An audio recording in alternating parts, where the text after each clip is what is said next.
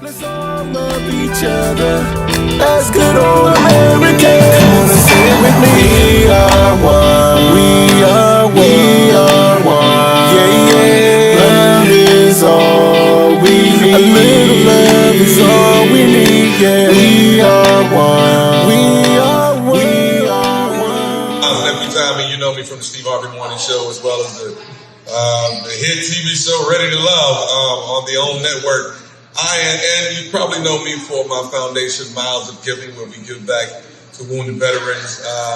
Started so many years ago, where I went on 2 USO tours and went over and I fell in love with the troops. I was on the front line and I saw things really what most Americans can't even envision. And it was an eye opener for me. And I came back and I started my foundation, Miles of Giving, because I wanted to be able to give back to wounded veterans right now. And you'd be surprised what right now can do. And I'm not talking about 2 months, 3 months down the line. I'm talking about right now. What can we give this person? 500? Can we give this person 1,500? Can we give this person 2,000? What can we do right now? And that's what Miles of Giving is all about. Tonight is a special night. It is my weekend in my city, my hometown, Houston, Texas. It's my birthday weekend, and I like to celebrate it by not people giving to me, but me giving back. And that's what this weekend is all about. I have tonight is a wonderful icebreaker with people who have sponsored my entire weekend. I have a golf tournament. I got a birthday bash fundraiser, and I got a day of service that's happening tomorrow as well, where we're going to go to visit some veterans and do as much as we can at the facilities that they live in. But said all that to say, alongside this whole weekend is a special guest that's going to be with us all weekend long. I'm excited about it. He is oh my God, Grammy Award winner. Oh my God, the boy done everything. He played football, he played basketball. I mean, the list goes on. The boy grew up in the church. Yes, he did. Plays the piano, Grammy Award winner. I said that already. Ladies and gentlemen, he's a bad, bad boy. Put your hands together. He is also a veteran of the Navy. All right, the one and only Mr. B.Taylor in the building. What's up, baby? Good, man. Thank you for having me. Man, thank you for being here. I'm glad to have you in my hometown. Yeah, man.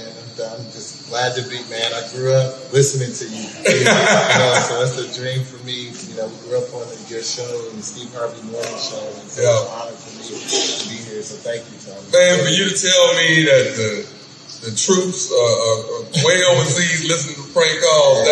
We're listening to you. I was just praying you wouldn't call me when you prank us, man. But now we've been fans, and so I'm honored to be here with you. So let's chop it up a little bit, man. You have a very particular position now that you spearhead for the military. Tell me what that is. Yeah, so basically, coming out of military time, as you said, I played sports, and so I was discovered by the great Motown legends, the Miracles, led by Pete Moore, the Miracles, Claudette, the First Lady, and Bobby, and all the Motown legends, and so went into choosing music over football, and so by me doing that, I had such a unique situation as an E2 working and reporting to the Secretary of the Navy, the CNO, and higher ups, that as I got into music, it kind of became this goodwill and a global ambassador of entertainment for U.S. military. For the troops. First responders and their families. Okay. Basically lining myself up with the Department of Defense and the VA initiatives to use the platform of entertainment and sports for the American people to really understand what the military, what their families go through, and what our veterans' issues are. So it's been an honor to be in this, working with numerous presidents, Obama, Bush, working with different secretaries and chairmen, just a whole list of higher ups. It's been an honor. That's been an honor for me. Working in tandem with them. How important, man, is it for the troops to be entertained? Big time, Tommy. I mean, because you know what, and I know it because I went over and I did it. Yeah. I did 2 of them. But for people at home, I don't think they realize what it means for them to see us come over to visit them. And you got to realize they're there 24/7, and when they get to come home, it's very few far in between. Right.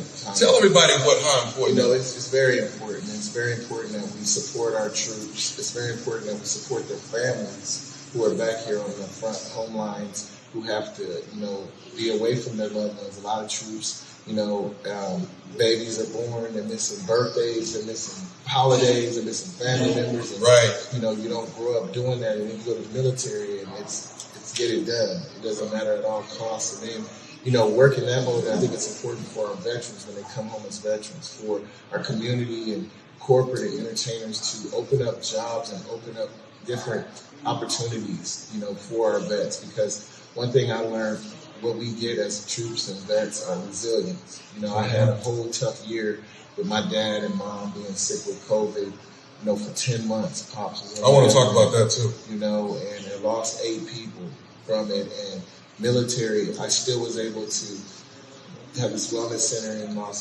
Houston here, secure that for a one-stop shop, the first One Life Wellness Center. The Super Bowl, the set of presidents to be able to be introduced to Super Bowl time, and just that resilience of never giving up. So it's important for our country and for generations to whatever you can do to help and support our military.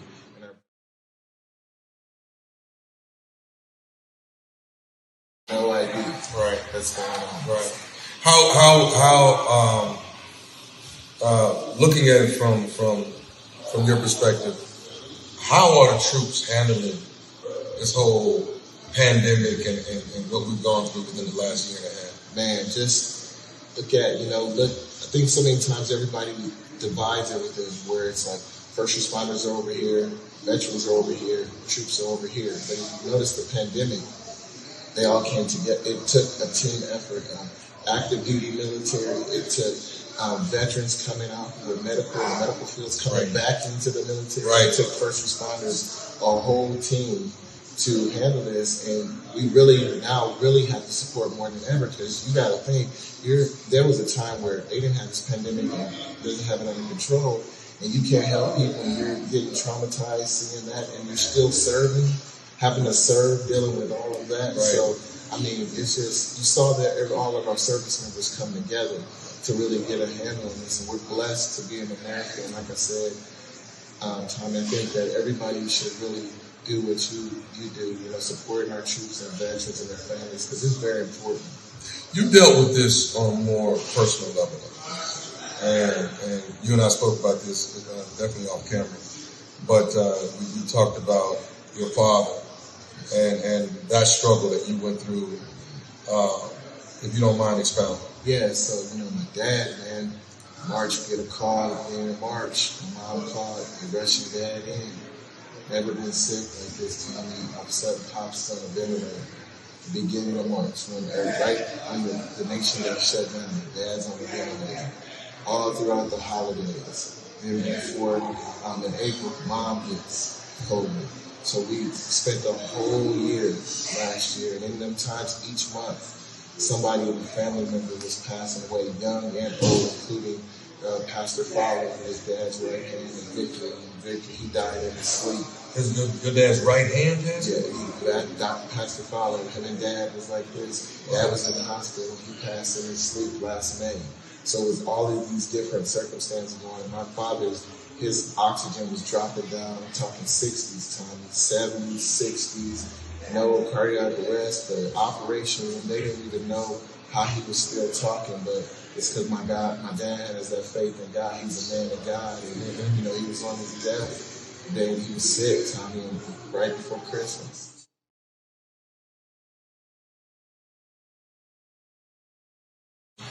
Going to be giving you some insight with the Mandroli, and they can tell you that the new Mandroli Nelson Mandela electric car, Tammy Masse and Daleka Mandela brought me in. They got a new car?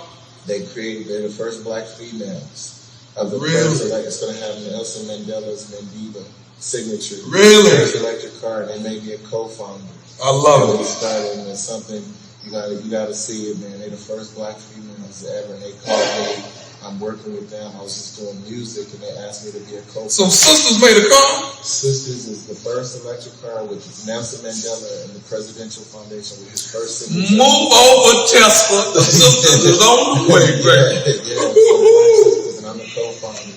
They made me the Tommy and Delecca, these wonderful. I love it. So, these things I want to keep you abreast of. I want to see the car. Yeah, you got to see it look like a black coat. It's gold, and the colors represent Mr. Mandela. They did an excellent job in style. Wow. We're in stages of the prototype and designing, working with the engineers, and just for them to call me with the legacy of Nelson Mandela, you get that call to be a part of Nelson Mandela's car. Oh, that's an incredible phone call. Yeah, that's a incredible phone call. So yeah, Tommy, like I said, man, you're a legend in this, and I really want to work with you because you have touched truths and vets, and laughter is the biggest thing you can have in this world. People like you, we need that. So going forward, I would love to work with you with doing events and stuff with our military and our vets, and with the wellness center here, and working with Miles and Giving, because we need more of you, especially in entertainment and our minorities, not just the white actors. We need more black minorities, more stuff with the military and vets. Well, listen, man, I'm all on board. My foundation, Miles and Giving, we're on board, especially since you have established a facility here in Houston, Texas, my hometown. Then you got this. And if I can, me and my man Chief Lowe, we're always looking for a veteran of the month that we can give what we can do that month. You know what I mean? And I would love to be able. If you already got them, you're letting me know about legitimate people that need help. Then we can just kind of blend this thing and work together. As far as the entertainment perspective, you let me know. I can host anything, right? And that's just God given. That's not being braggadocious. That's just God given. I can host anything, whether we at church or whether we down in the hood. It don't matter to me. I can make it happen. But and I like being able to use my energy, my talents to give back. Everything is not about having a dollar figure on it. Right. Sometimes it's just like this is what I want to do, and I want to do this for these people. So you let me know. I'll let you and Chief Lowe collaborate. Yeah, y'all put it together. Yeah, we're gonna do it. And I want everybody out there, man, go support my man Nephew Tommy, the show. We're on the Steve Harvey show with the cast, and also his #1 show on Ready to Love, man, and support him, man, and everything. So, who knows? We might be doing Ready to Love military. Yeah, you know what? That would be a whole. Is that a hit? Veterans finding love after mental. Oh my God, man, Tommy. Yeah, I don't know, T. I don't know, T. All right, you shouldn't have said it. Somebody was stealing. This is my man B.Taylor in the building. He's here in Houston, Texas for my crazy weekend, my birthday bash, my Miles of Giving as we give back to women veterans. I want to say thank y'all for tuning in, and I'm your boy Thomas Miles, Nephew Tommy. Yay, yay.